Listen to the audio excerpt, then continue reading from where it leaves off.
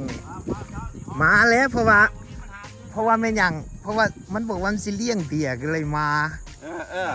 จูมออกวิดีโอคลิปแน่นี่นะออกคลิปโหได้ป่ามาได้ใส่พี่ลึกแท้ปลาอันนี้คอมนี่ป่ะ ว่า ปลาบ่ใบเขาเจ้ามาให้จากกันนามิซูเซ็ตโอ้ปลาบลูฟิชบลูฟิชอันนั้นตัวนั่นแหละแซ่ตัวไหนตัวนั้นตัวนี้ปลา500บ่โอ้ยปลาสไตรเปอร์แวสเดอะแบสแล้วนี่มันจะขาวเบิ่งเด้เซฟใหญ่มาออก YouTube เลยเด้อวันนี้เซฟใหญ่เอาเบิ่งเอาเด้อติดตามเด้อนี่แหละการเป็นอยู่ของเมืองนอกคุณนะก็เป็นบ้านกูได้รูลาขนาดเลยจะให้ปลามันตกไอ้พี่อายเขาเย้าได้เฮ็ดหยังก็เฮ็ดได้ห่านนักถ่ายวิดีโอมือกล้องมันมาเลยเนี่ยคันเห็นภาพเนี่ยโอ้ใส่มันเอาออกแล้วก็ต้มแล้วมาซอยใส่โอ้สุดยอดด้วยลาบป่าบ่มีใส่นี่บ่แซ่บต้องมีใส่น้ำเนาะโอ้จะเฮ็ดลาบวะบ่โหมีแต่ทอดอย่างเดียววะ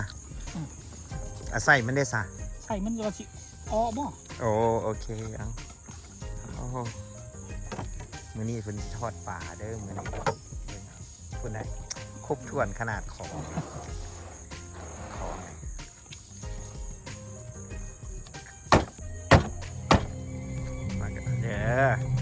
เอาต้องไหวคู่กันได้เซฟใหญ่เวลาเซฟใหญ่ถอดดาบออกมานี่เซตเวิร์ดแถวนี่ดาบนี่เราบอกดาบมาก่อนเอาไหวคู่เอาเนี่ยสุดยอดมาโอ้มาเด้อเอายกบางทีวิวไหนก็บ่สู้วิวตัวนี้ได้วงวิวบางทีมันได้มาวิวตัวนี้บ่ได้ได้ต้องได้เจ้านี่แหละเอาดีไม่แห้งขึ้นละ20วิวละเท่านั้นเลยขึ้นเท่าใดก็ขึ้นนะของนั้นวันอาทิตย์ได้มื้อนี้ได้วันอาทิตย์ชั้นกับป่า500ไรเหมือนป่าธรรมดาเลยโอ้ยคันอยู่นี่ไผได้กินป่านี่ก็สุดยอดเท่านั้นแหละนี่โอ้ยเกือบแล้วก็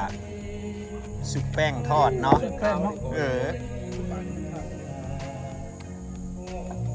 ปลายังกะเข้าอยู่ปลายังกะเข้าเบิดนั่นแหละครับซึ่งว่าป่าหักแต่ข่อยว่าแซ่บได้หั่นปลาเนี่ยเขาจะบอกว่าวิดีโอเดี๋ยวนี้ต้องแมงวิดีโอพอจูแล้วนี่ก้อยเรื่องเห็ดตั้งโอ้ยมีดแล้วเอาเข้าซับปุกโลดจูกินอยู่เจ้าซับทั้งท้องไปหาทั้งคอแม่ซ้ำกันเละเบิดล่ะเจ้าต้องซับทั้งท้องไปหาทั้งหัวมันปีนขึ้นปีนปีนแนวนั้นก็ได้ปีนท้องก็ได้ต้องซับลงไปแนวนั้นแล้วมันสิบ่แตกคันเด้มันเป็นตอนโลดโอ้ตอนนี้ซับทั้งท้องมันขึ้นไปหาทั้งงอนมันคันเจ้าซับงอนมันกระดูกอยู่หั่นมันเฮ็ดให้ซีนแตกกวนขาดเด้ซับเลยญาติแม่ยังมีดูของเจ้าหั่นอันเด้นี่เห็นระบบมีสิมาเบิ่งดูดิโจ้เบิ่งนี่นะนี่เอานี่การครัวนี่เพิ่นสิมีดาบได้เบิ่งดูได้มีควันอีกเห็นบ่แต่ละอันนี่คุณได้มีโซบได้ว่ามันแตกต่างสุดยอดน้ำแข็งและอึ่งไม่ให้กระตัดง่ายว้ายมีดเจ้าสะอ่อนเด้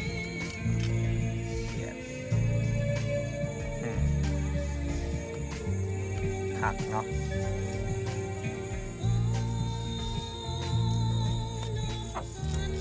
ต้องคุณให้เห็ดได้พอนั่นอันนี้ตัวที่2เด้อฝุ่นตัวทวีตซุปแป้งทอดคือบ่ซุปแป้งเบิดตัวนี่ก็ทอดโลดหม้อใหญ่บ่มี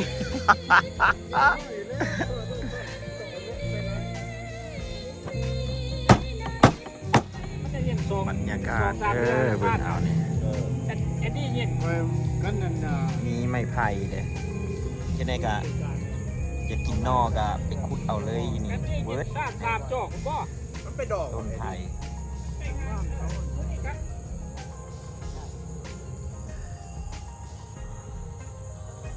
อาจารย์ตู้บอลได้รถสวยเนาะ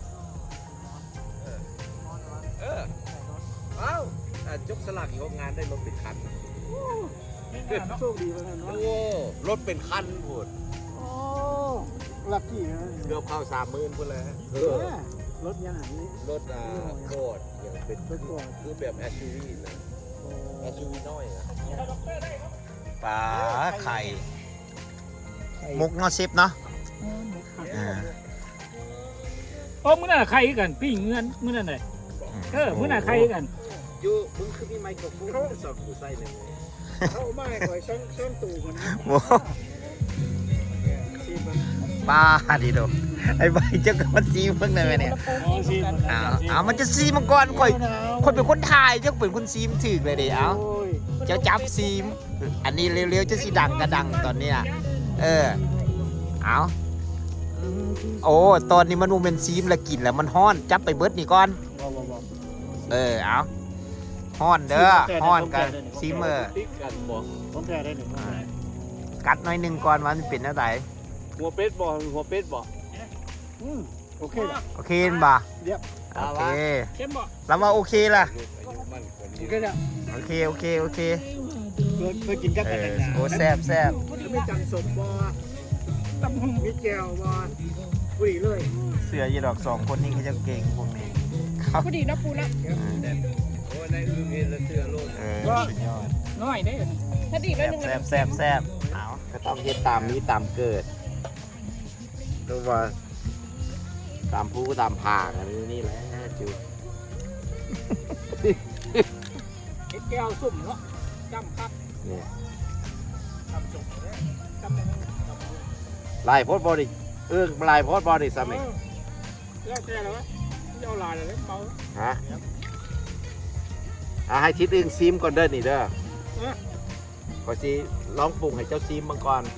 ได้เอากันเลยเว้ย กระแสน้ำกันเบิดแล้วภายในเสียเอาออเดอร์มาได้นี่ ใส่สุดา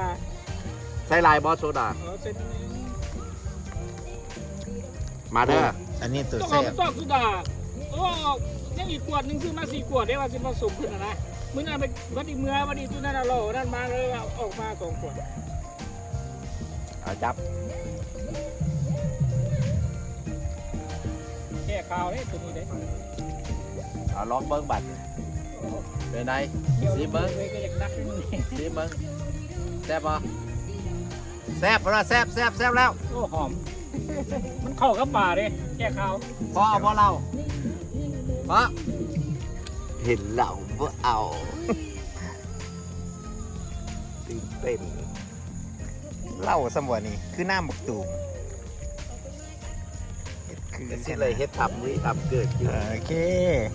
โอ้ได้ขนาดนี้ ตัวซีมันกัน แมนฟักดิสกาย เดี๋ยวป้าเอานี่ให้เบาใบก่อนนะเอาเบาเซฟ เอาเขาไม่ให้ซีมบาทนี่ เบาพออยู่เบาเนาะใจใจผมมี3 คนนึงว่ะ โอเคยก เอายก คือน้ำบักนัดเนาะน้ำบักนัดได้แน่น้ำบักนัดได้นะเอาเอาอยู่ดีมีแหงร่ำรวยเอา มีแห้งน้ำจ้อย เสียที่เอาจูเอา เบียร์โยบิมา โอ้